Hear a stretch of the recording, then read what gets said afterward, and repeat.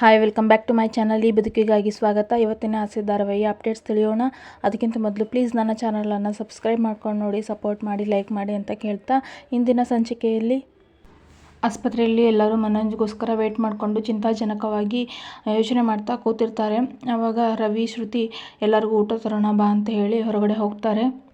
ಅಪ್ಪ ಊಟ ತರ್ತೀವಿ ಎಲ್ಲರಿಗೂ ಅಂತೇಳಿ ರವಿ ಶ್ರುತಿನ ಕರ್ಕೊಂಡು ಆಚೆ ಹೋಗ್ತಾನೆ. ನರ್ಸ್ ಒಬ್ರು ಬಂದ್ಬಿಟ್ಟು ಸೂರ್ಯನ ಹತ್ರ ಬಿಲ್ ಕೊಡ್ತಾರೆ. ಸರ್, ಇದು ಆಪ್ರೇಷನ್ ಮಾಡಿದ ಬಿಲ್ಲು 75,000 ಕಟ್ಬಿಡಿ, ಮಿಕ್ಕಿದ್ದನ್ನು ಆಮೇಲೆ ಹೇಳ್ತಾರೆ ಅವರು ಅಂತ ಹೇಳ್ತಾರೆ. ಹಾಗೆ ಸೂರ್ಯ ಮೀನಾ ಏನಿದು 75,000 ಇದೆಯಲ್ಲ ಅಂತೇಳಿ ನೋಡ್ತಾ ನಿಂತಿರ್ತಾರೆ. ಆವಾಗ ರಂಗನಾಥ, ಏನಪ್ಪ ಸೂರ್ಯ ಅದು ಅಂತ ಕೇಳ್ತಾರೆ. ಏನಿಲ್ಲಪ್ಪ, ಅದು ಬಿಲ್ ಕಟ್ಟಕ್ಕೆ ಹೇಳಿದ್ದಾರೆ, ನಾನು ಮೀನಾ ಕಟ್ಬಿಟ್ಟು ಬರ್ತೀವಿ, ನೀವೇನು ಟೆನ್ಷನ್ ಮಾಡ್ಕೋಬೇಡಿ, ಕೂತ್ಕೊಳ್ಳಿ ಅಂತ ಹೇಳಿ ಸೂರ್ಯ ಮೀನಾ ಆಚೆ ಕಡೆ ಬರ್ತಾರೆ. ಏನಿದು 75,000 ಇದೆಯಲ್ಲ, ಏನೇ ಮಾಡೋದು ಮೀನಾ, ಈಗ ದೊಡ್ಡ ಬಾಂಬ್ ಹಾಕ್ಬಿಟ್ರಲ್ಲ ಆಸ್ಪತ್ರೆಯವರು ಅಂತ ಹೇಳಿ ಹೇಳ್ತಾನೆ ಸೂರ್ಯ. ಹಾಗೆ ನಿನ್ನ ಅಕೌಂಟಲ್ಲಿ ದುಡ್ಡಿದೆಯಾ ಮೀನಾ ಅಂತ ಹೇಳಿ ಕೇಳ್ತಾನೆ. ಆವಾಗ ಮೀನಾ, ನನ್ನ ಅಕೌಂಟಲ್ಲಿ ಅಷ್ಟೊಂದು ದುಡ್ಡೆಲ್ಲ ಇಲ್ಲ ರೀ, ಒಂದು 10,000 ಇರ್ಬೋದು ಅಂತ ಹೇಳ್ತಾಳೆ. ನನ್ನ ಹತ್ರ ಇದ್ದಿದ್ದೆಲ್ಲ ಖರ್ಚು ಮಾಡಿದ್ದೀನಿ, ಈಗ 5,000 ಅಷ್ಟೇ ಉಳ್ಕೊಂಡಿದೆ, ಇವಾಗ ಏನು ಮಾಡೋದು ಅಂತೇಳಿ. ಸರಿ, ನಿಂಗೆ ಗೊತ್ತಿರೋರ ಹತ್ರ ಎಲ್ಲ ವಿಚಾರಿಸು, ನಾನು ವಿಚಾರಿಸ್ತೀನಿ ಅಂತೇಳಿ ಕಾಲ್ ಮಾಡಿಬಿಟ್ಟು ಫ್ರೆಂಡ್ಸ್ ಹತ್ರ, ಗೊತ್ತಿರೋರ ಹತ್ರ ಎಲ್ಲ ಕೇಳ್ತಾರೆ. ಆವಾಗ ಸೂರ್ಯಂಗೆ ಫ್ರೆಂಡು ಅಮೌಂಟ್ ಹಾಕ್ತೀನಿ ಅಂತ ಹೇಳ್ತಾರೆ. ಸರಿ ಕಣೋ, ಅಕೌಂಟಿಗೆ ಹಾಕಿಬಿಡು ಅಂತ ಹೇಳಿ ಸೂರ್ಯ ಹೇಳ್ತಾನೆ. ಮೀನಾ ಕೂಡ ಅವ್ರ ಹೂ ಮಾರೋರ ಹತ್ರ ಎಲ್ಲ ಕೇಳಿ ಸ್ವಲ್ಪ ಅಮೌಂಟನ್ನು ಅಡ್ಜಸ್ಟ್ ಮಾಡ್ತಾಳೆ. ಕೊನೆಗೆ ಹೇಗೋ ಮಾಡಿ 35,000 ರೂಪಾಯಿ ಅಡ್ಜಸ್ಟ್ ಆಗುತ್ತೆ. ಹಬ್ಬ ಹೇಗೋ ಇಷ್ಟದ ಅಡ್ಜಸ್ಟ್ ಆಯ್ತಲ್ಲ, ಇನ್ನು ಮಿಕ್ಕಿದ್ದನ್ನು ಅಡ್ಜಸ್ಟ್ ಮಾಡಿ ಕಟ್ಟೋಣ, ಆಮೇಲೆ ಉಳಿದಿದ್ದನ್ನು ನೋಡೋಣ ಅಂತ ಹೇಳಿ ಮಾತಾಡ್ತಾ ನಿಂತಿರ್ತಾರೆ. ಅಲ್ಲಿಗೆ ರಂಗನಾಥ ಬರ್ತಾನೆ. ಅಮೌಂಟ್ ಏನಾದರೂ ಬೇಕಾದರೆ ಕೇಳು ಸೂರ್ಯ, ನನ್ನ ಕೈಲಿ ಎಷ್ಟಾಗುತ್ತೋ ಅಷ್ಟು ಅಡ್ಜಸ್ಟ್ ಮಾಡ್ತೀನಿ ಅಂತ ಹೇಳಿದಾಗ, ಅಪ್ಪ ಏನಿಲ್ಲ ಬಿಡಪ್ಪ, ನಾ ಎಲ್ಲ ನೋಡ್ಕೊತೀನಿ, ಎಲ್ಲ ಕಟ್ತೀನಿ ಅಂತ ಹೇಳಿದಾಗ, ನಿನಗೊಬ್ಬನಿಗೆ ಹೊರೆ ಆಗುತ್ತೆ ಕಣೋ, ಭಾರ ಆಗುತ್ತೆ ಅಂತ ಹೇಳಿದಾಗ, ನಾನೊಬ್ಬನೇ ಎಲ್ಲಿದ್ದೀನಪ್ಪ, ನನ್ನ ಹೆಂಡತಿ ನನ್ನ ಜೊತೆ ಇದ್ದಾಳೆ, ಮೀನಾ ನನ್ನ ಜೊತೆ ಇದ್ದಾಳೆ ಅಂತ ಹೇಳಿ ಸೂರ್ಯ ಹೇಳ್ತಾನೆ. ಹಾಗೆ ಮೀನಾ ಕೂಡ, ಮಾವ ನೀವೇನು ಯೋಚನೆ ಮಾಡಬೇಡಿ, ಹೋಗಿ ಅತ್ತೆ ಜೊತೆ ಕೂತ್ಕೊಳ್ಳಿ ಅಂತ ಹೇಳಿದಾಗ ರಂಗನಾಥ ಹೋಗ್ತಾನೆ. ಇನ್ನು ಈ ಕಡೆ ರೋಹಿಣಿ ಮನೋಜನಿಗೆ ಊಟ ಮಾಡಿಸ್ತಾ ಇರ್ತಾಳೆ. ಮನೋಜ, ರೋಹಿಣಿ ನೀ ಊಟ ಮಾಡಿದೆ ಅಂತ ಹೇಳಿದಾಗ, ನಾನು ಆಮೇಲೆ ಮಾಡ್ತೀನಿ ಅಂತ ಹೇಳಿ ರೋಹಿಣಿ ಹೇಳ್ತಾಳೆ. ಇಲ್ಲ, ನೀನು ನನಗೆ ಹೀಗಾಗಿದೆ ಅಂತೇಳಿ ಊಟ ಮಾಡಲ್ಲ, ನೀನು ಊಟ ಮಾಡಿದ ಮೇಲೆ, ನಾನು ಅದನ್ನು ನೋಡಿದ ಮೇಲೆ ಊಟ ಮಾಡ್ತೀನಿ ಅಂತೇಳಿ ಮನೋಜ್ ಹೇಳ್ತಾನೆ. ಹೌದಲ್ವಾ, ನನಗೆ ಕಣ್ಣು ಕಾಣಿಸಲ್ಲ, ಇನ್ನು ಮುಂದೆ ನಾನು ನೀನು ನೋಡೋಕ್ಕಾಗಲ್ಲ ಅಂತ ಹೇಳಿ ಹೇಳ್ತಾನೆ ಮನೋಜ. ಆವಾಗ ರೋಹಿಣಿ, ನೀವು ಹಾಗೆಲ್ಲ ಮಾತಾಡಬೇಡಿ ಮನೋಜ್, ಧೈರ್ಯವಾಗಿರಿ, ಏನೂ ಆಗೋದಿಲ್ಲ, ಡಾಕ್ಟ್ರ್ ಬಂದು ನೋಡಿ ನಿಮ್ಮ ಕಣ್ಣಿಗೆ ಸುತ್ತಿರೋ ಬ್ಯಾಂಡೇಜನ್ನೆಲ್ಲ ತೆಗೆದುಬಿಟ್ಟು ನಿಮ್ಮ ಕಣ್ಣು ಬರುತ್ತೆ, ನೀವು ಅವಾಗೆಲ್ಲ ನೋಡ್ತೀರಾ ಅಂತ ಹೇಳಿ ಹೇಳ್ತಾಳೆ. ಮನೋಜ್, ರೋಹಿಣಿ ವಾಶ್ರೂಮ್ ಅಂತ ಹೇಳ್ತಾನೆ. ಆವಾಗ ರೋಹಿಣಿ ಕರ್ಕೊಂಡೋಗಿ ಬರ್ತಾಳೆ. ಮನೋಜ ಬಂದುಬಿಟ್ಟು, ರೋಹಿಣಿ ನನಗೆ ಕಣ್ಣು ಕಾಣದೆ ಹೋದರೆ ಇನ್ನು ಮುಂದೆ ನಾನು ಯಾರ ಹೆಲ್ಪು ಇಲ್ಲದೆ ಏನು ಕೆಲಸ ಮಾಡೋಕ್ಕಾಗಲ್ಲ ಅಲ್ವಾ, ಏನೂ ಮಾಡೋಕ್ಕಾಗಲ್ಲ ಅಲ್ಲ, ನನಗೆ ಹೆಲ್ಪ್ ಬೇಕೇ ಬೇಕಾಗುತ್ತೆ ಅಂತ ಹೇಳಿದಾಗ, ರೋಹಿಣಿ ಹಾಗೇನೂ ಆಗಲ್ಲ, ಸುಮ್ಮನೆ ಇರಿ ಮನೋಜ್ ಅಂತ ಹೇಳ್ತಾಳೆ. ನಿಮಗೇನಾಗೋಕ್ಕೂ ನಾ ಬಿಡಲ್ಲ ಅಂತ ಹೇಳಿ ರೋಹಿಣಿ ಹೇಳ್ತಾಳೆ. ಮನೋಜ್, ನನಗೆ ಕಣ್ಣೇ ಬರಲ್ಲ ಅಂತ ಗೊತ್ತಾದರೆ ಅಂತ ಹೇಳ್ತಿರ್ಬೇಕಾದ್ರೆ ರೋಹಿಣಿ, ಹಾಗೇನಾದರೂ ಆದರೆ ನನ್ನ ಕಣ್ಣನ್ನು ನಿಮಗೆ ಕೊಡ್ತೇನೆ ಅಂತ ಹೇಳ್ತಾಳೆ. ಡಾಕ್ಟ್ರು ಅದೇನೋ ಲೀಗಲ್ ಪ್ರೊಸೀಜರಲ್ಲಿ ಬದುಕಿರುವಾಗ ಕಣ್ಣು ಕೊಡೋ ಹಾಗಿಲ್ಲ ಅಂತ ಹೇಳ್ತಾರೆ, ಆದರೆ ನಾನು ಯಾವುದಕ್ಕೂ ಕೇರ್ ಮಾಡಲ್ಲ, ನನ್ನ ಕಣ್ಣನ್ನು ನಿಮಗೆ ಕೊಟ್ಟು ನಿಮ್ಮ ಪ್ರಪಂಚ ನೋಡೋ ಹಾಗೆ ಮಾಡ್ತೀನಿ ಅಂತ ಹೇಳಿದಾಗ, ಏನು ರೋಹಿಣಿ ನೀನು ಈ ಥರ ಹೇಳ್ತಾ ಇದ್ದೀಯಾ, ನಿನಗೇನಾದರೂ ಆದರೆ ನಾನು ಸಹಿಸ್ಕೊಳ್ಳಲ್ಲ ರೋಹಿಣಿ, ನೀನು ಚೆನ್ನಾಗಿರಬೇಕು, ಹಾಗೆ ನಾನು ಕೂಡ ಚೆನ್ನಾಗಿರಬೇಕು ಅಂತ ಹೇಳಿದಾಗ, ಸರಿ ಆಯಿತು, ನಿಮಗೆ ಹುಷಾರಾಗುತ್ತೆ, ಕಣ್ಣೆಲ್ಲ ಬರುತ್ತೆ ಅಂತ ಹೇಳಿದಾಗ, ಸರಿ ಮಲ್ಕೊಳ್ಳಿ ಅಂತ ಹೇಳಿ ರೋಹಿಣಿ ಮನೋಜನ್ನು ಮಲಗಿಸ್ತಾಳೆ. ಆವಾಗ ಮನೋಜ, ನನ್ನ ಹತ್ರನೇ ಇರು ರೋಹಿಣಿ, ಎಲ್ಲಿ ಹೋಗಬೇಡ ಅಂತೇಳಿ ಅವಳ ಕೈ ಹಿಡ್ಕೊಂಡು ಮಲ್ಕೋತಾನೆ. ನರ್ಸ್ ಬಂದುಬಿಟ್ಟು, ಮೇಡಮ್ ಡಾಕ್ಟರ್ ಕರೀತಾ ಇದ್ದಾರೆ, ಬ್ಯಾಂಡೇಜ್ ರಿಮೂವ್ ಮಾಡ್ತಾರೆ ಅಂತ ಹೇಳಿದಾಗ, ಸರಿ ಬರ್ತೀನಿ ಅಂತ ಹೇಳಿ ಮನೋಜನಿಗೆ ಜ್ಯೂಸ್ ಕುಡಿಸ್ತಾ ಕೂತಿರ್ತಾಳೆ ರೋಹಿಣಿ. ಅಲ್ಲಿಗೆ ಸೂರ್ಯ, ಮೀನಾ ಬರ್ತಾರೆ. ಮೀನಾ, ರೋಹಿಣಿಯವರೇ, ಇಬ್ರಿಗೂ ಸೇರಿ ಮನೆಯಿಂದ ತಿಂಡಿ ತೊಗೊಂಬಂದಿದ್ದೀನಿ, ನೀವು ತಿಂದು ಅವ್ರಿಗೂ ತಿನ್ನಿಸಿ ಅಂತ ಹೇಳಿದಾಗ, ಸರಿ ಅಲ್ಲಿಟ್ಟಿರಿ ಅಂತ ಹೇಳಿ ರೋಹಿಣಿ ಹೇಳ್ತಾಳೆ. ಸೂರ್ಯ, ಹೇಗೋ ಇದೆಯಾ ಈಗ ಮನೋಜ ಅಂತ ಕೇಳಿದಾಗ, ಮನೋಜ, ಅಲ್ಲೇ ನನಗಾದರೂ ಕಣ್ಣು ಕಾಣಲ್ಲ, ನಿನಗೆ ಕಾಣಲ್ವೇನೋ, ಹೇಗೆ ಇದೆ ಅಂತ ಕೇಳ್ತಾ ಇದೆಯಲ್ಲ, ನಿಮಗೆ ಯಾರಿಗೂ ಶಿಕ್ಷಣ ಇಲ್ಲ ಕಣೋ ಅಂತ ಹೇಳಿದಾಗ, ಸೂರ್ಯ ಈ ಮಾತಿಗೆ ಕೇಳಿದಪ್ಪ ಅಂತ ಹೇಳ್ತಾನೆ. ಹಾಗೆ ಪೌಡ್ರು ಡಾಕ್ಟ್ರ್ ಏನಂದರು ಅಂತ ಹೇಳಿ ಕೇಳಿದಾಗ, ಬ್ಯಾಂಡೇಜನ್ನು ರಿಮೂವ್ ಮಾಡ್ತಾರಂತೆ ಅಂತ ಹೇಳ್ತಾಳೆ. ಹಾಗೆ ಹಾಸ್ಪಿಟಲ್ಲಿಗೆ ಮನೆಯವರೆಲ್ಲ ಬರ್ತಾರೆ. ಮನೋಜ ಅಂತೇಳಿ ಶಾಂತಿ ಮನೋಜನ ಹತ್ರ ಹೋಗ್ತಾಳೆ. ಆವಾಗ, ಅಮ್ಮ ನಿಮ್ಮ ಧ್ವನಿ ಕೇಳಿ ನನಗೆ ನೀವು ಬಂದಿದ್ದೀರಾ ಅಂತೇಳಿ ಗೊತ್ತಾಗೋದು, ಇನ್ನು ಮುಂದೆ ನಾನು ನಿಮ್ಮ ನೋಡ್ತೇನೆ ಇಲ್ವಾ ಅಂತ ಹೇಳಿ ಮನೋಜ ಹೇಳ್ತಾನೆ. ಆವಾಗ ಶಾಂತಿ, ಹಾಗೆಲ್ಲ ಮಾತಾಡಬೇಡ್ವೋ, ಎಲ್ಲ ಒಳ್ಳೆಯದಾಗುತ್ತೆ ಅಂತ ಹೇಳ್ತಾಳೆ.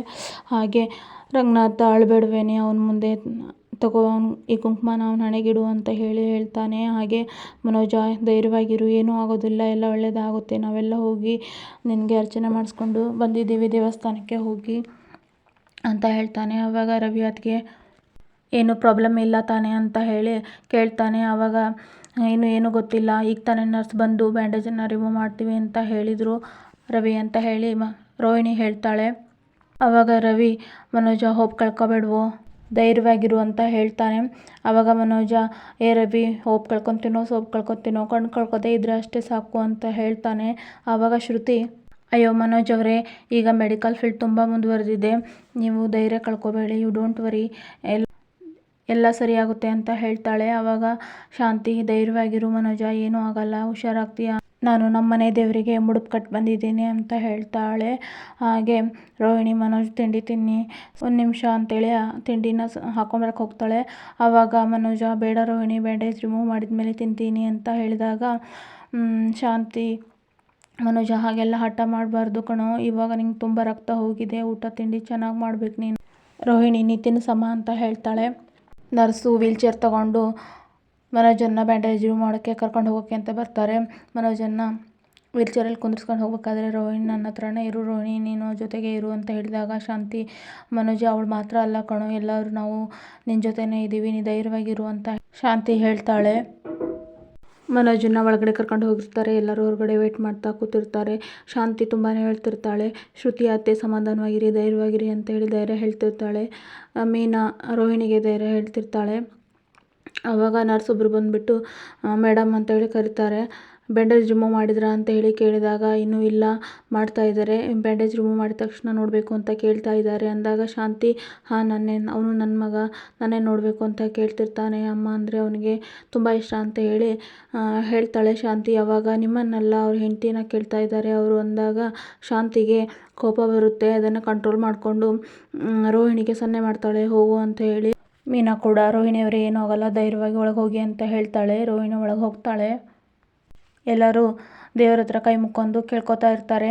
ಹಾಗೆ ರಂಗನಾಥ ಹಾಸ್ಪಿಟ್ಲಲ್ಲಿರೋ ದೇವ್ರ ಫೋಟೋದ ಮುಂದೆ ನಿಂತ್ಕೊಂಡು, ದೇವರೇ ನಾನು ಇವತ್ತಿನವರೆಗೂ ನನ್ನ ಸ್ವಾರ್ಥಕ್ಕಾಗಿ ಏನನ್ನು ಕೇಳಿಲ್ಲ, ಎಲ್ಲ ಮಕ್ಕಳಿಗೋಸ್ಕರನೇ ಜೀವನ ಮುಡಿಪಾಗಿಟ್ಟೆ, ಈ ಇಳಿ ವಯಸ್ಸಲ್ಲಿ ಇಂಥದ್ದನ್ನೆಲ್ಲ ನೋಡಬೇಕಾಗಿ ಬಂದಿದೆ, ನಾನು ಎಲ್ಲರಿಗೂ ಒಳ್ಳೇದಾಗಲಿ ಅಂತ ಬೇಡ್ಕೊತಾ ಇದ್ದೆ, ಇವತ್ತು ನನ್ನ ಮಗನಿಗೆ ಮಾತ್ರ ಒಳ್ಳೇದಾಗಲಿ, ನನ್ನ ಮಗನಿಗೆ ಕಂಡು ಬರಲಿ ಅಂತ ಬೇಡ್ಕೊತಾ ಇದ್ದೀನಿ, ಕೈ ಬಿಡಬೇಡ ತಂದೆ, ಒಳ್ಳೇದು ಮಾಡು ಅಂತ ಹೇಳಿ ಬೇಡ್ಕೊತಾ ಇರ್ತಾನೆ.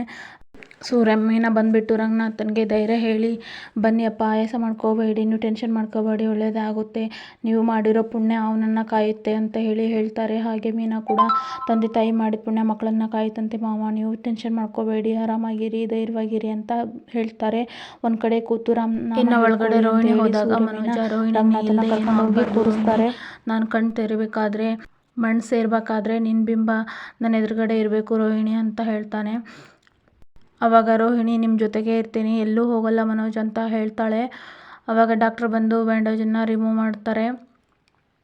ರೋಹಿಣಿ ನನ್ನ ಎದುರುಗಡೆನೇ ನಿಂತ್ಕೊಂಡಿದೀಯಾ ಅಂತೇಳಿ ರೋಹಿಣಿ ಕೈ ಹಿಡ್ಕೊಂಡು ಮನೋಜ ಕಣ್ಣು ಬಿಡೋಕ್ಕೆ ಪ್ರಯತ್ನ ಮಾಡ್ತಾನೆ. ಕಣ್ಣಲ್ಲಿ ಖಾರಪುಡಿ ಹಾಕಿದಾಗೆ ಉರಿತಾ ಇದೆ ಕಣ್ಣು, ಅಮ್ಮ ಆಗ್ತಾ ಇಲ್ಲ, ನನಗೆ ತುಂಬ ನೋವಾಗ್ತಿದೆ ಅಂತ ಹೇಳಿ ಮನೋಜ್ ಹೇಳ್ತಾನೆ. ಆವಾಗ ಡಾಕ್ಟ್ರು ಗ್ಲಾಸ್ ಪೀಸನ್ನು ತೆಗೆದು ಆಪ್ರೇಷನ್ ಮಾಡಿದ್ವಲ್ಲ, ಹಾಗಾಗಿ ಹೀಗಾಗಿರುತ್ತೆ, ತುಂಬ ಬಲವಂತವಾಗಿ ಪ್ರಯತ್ನಪಟ್ಟು ಕಣ್ಣನ್ನು ಬಿಡಿ ಅಂತ ಹೇಳಿದಾಗ ಮನೋಜ್ ಕಣ್ಣನ್ನು ಬಿಡ್ತಾನೆ. ರೋಹಿಣಿ ನೀನು ಕಾಣಿಸ್ತಾ ಇದೆಯಾ ರೋಹಿಣಿ ನನಗೆ ಅಂತ ಹೇಳಿದಾಗ ರೋಹಿಣಿ ತುಂಬ ಖುಷಿ ಪಡ್ತಾಳೆ. ಹಾಗೆ ಆಚೆ ಕೂಡ ಬಂದು ರೋಹಿಣಿ ತುಂಬ ಅಳ್ತಿರ್ತಾಳೆ ಶಾಂತಿನ ತಕ್ಕೊಂಡು. ಆವಾಗ ಏನಾಯಿತು, ನನ್ನ ಮಗನಿಗೆ ಕಣ್ಣು ಹೋಯ್ತಾ, ಅಯ್ಯೋ ದೇವರೇ, ನಾನು ಯಾರಿಗೋಸ್ಕರ ಬದುಕಿರಲಿ ಇನ್ಮೇಲೆ ಅಂತ ಹೇಳಿ ತುಂಬ ಗೋಳಾಡ್ತಿರ್ತಾಳೆ ಶಾಂತಿ.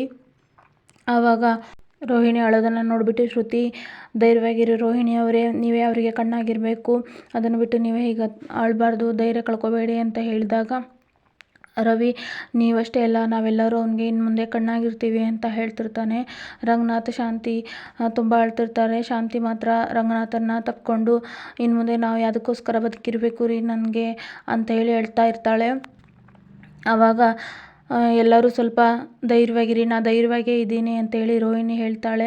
ಮನೋಜ್ ಅವ್ರಿಗೆ ಕಣ್ಣು ಕಾಣ್ತಿದೆ ಅಂತ ಹೇಳಿ ರೋಹಿಣಿ ಹೇಳಿದಾಗ ಏನಮ್ಮ ಪೌಡ್ರು ಇದು, ಈ ಥರ ಶಾಕ್ ಕೊಡೋದು ಬದಲಿ ಜೋಕ್ ಕೊಟ್ಬಿಟ್ಟಲ್ಲ ನೀನು ಅಂತ ಹೇಳಿ ಸೂರ್ಯ ಹೇಳ್ತಾನೆ.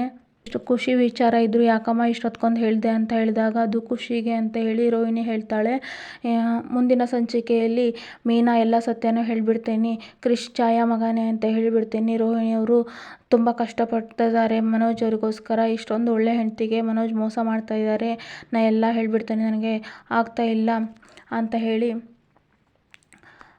ಮೀನಾ ಹೇಳಕ್ಕೆ ಹೋಗ್ತಾಳೆ. ಸೂರ್ಯ ಅದನ್ನು ತಡಿತಾನ ಅಥವಾ ಏನಾದರೂ ವಿಷಯ ಹೇಳಿಬಿಟ್ಟು ಮತ್ತೆ ಮೀನಾ ಸೂರ್ಯ ತಗಲಾಕೊಂತಾರ, ಮನೆಯವ್ರ ದೃಷ್ಟಿಯಲ್ಲಿ ಕೆಟ್ಟವರಾಗ್ತಾರ ನೋಡೋಣ. Thanks for watching.